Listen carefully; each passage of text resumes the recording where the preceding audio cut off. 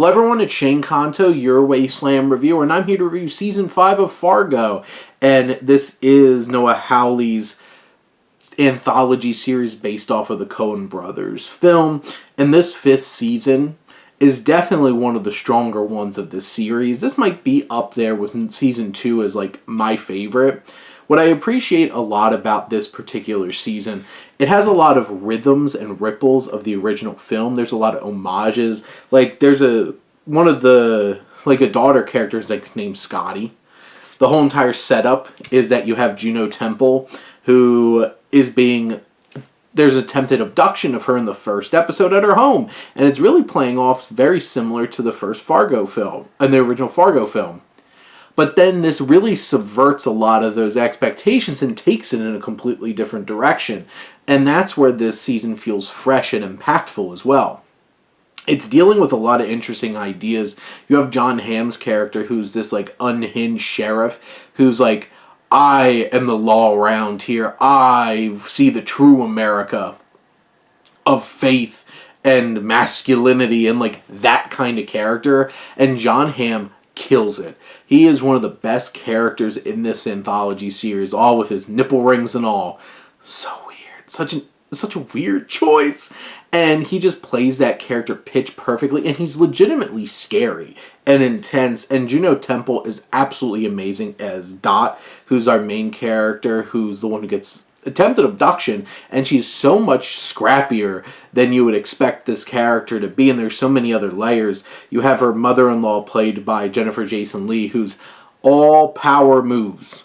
Like, her interactions with everybody in the show is all power moves, and she's such a fascinating, like, horrible person, but it's hard not to, like, be impressed by her. David Rysdahl plays Dot's quirky and like goofy husband. You have Joe Keery as Gator, who's John Hamm's son, who's a little shit. But there's layers to the abuse there that shows some depth. And as the season goes on, you see this character in a different light. Lamorne Morris,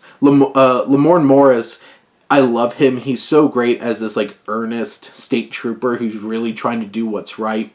But Rika Morjani, who was in the show Never Have I Ever, loved her in that. She's so great in this. Her and her deadbeat, worth nothing husband.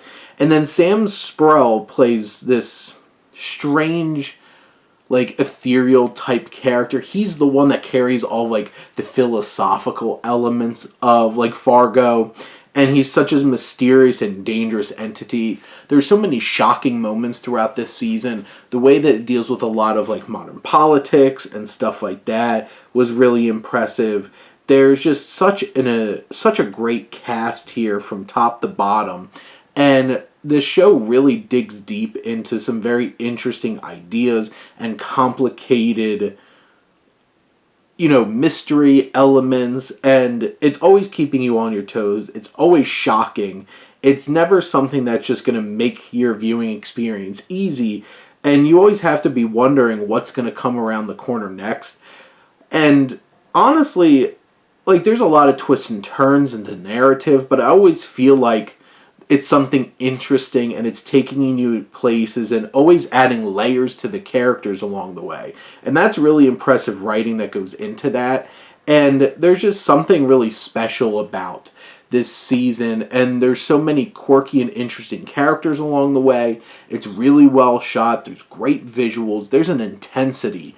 And all the way up into the end where it's really giving you a complicated look at the world, and very much like the original Fargo, the violence is awkward and shocking, and it never leaves anybody off in a place where you're always going to expect where it's going to go. This is Fargo returning to form after a bit of a dip with the 3rd and 4th season, but this is a really special season. And from what it seems like, this is the last one, and that's really sad to me, but at least they go out on a really great height with this last season. But those are my thoughts on Season 5 of Fargo. Let me know what you think, and let's talk some TV. But thank you as always for tuning in and supporting your Wasteland reviewer.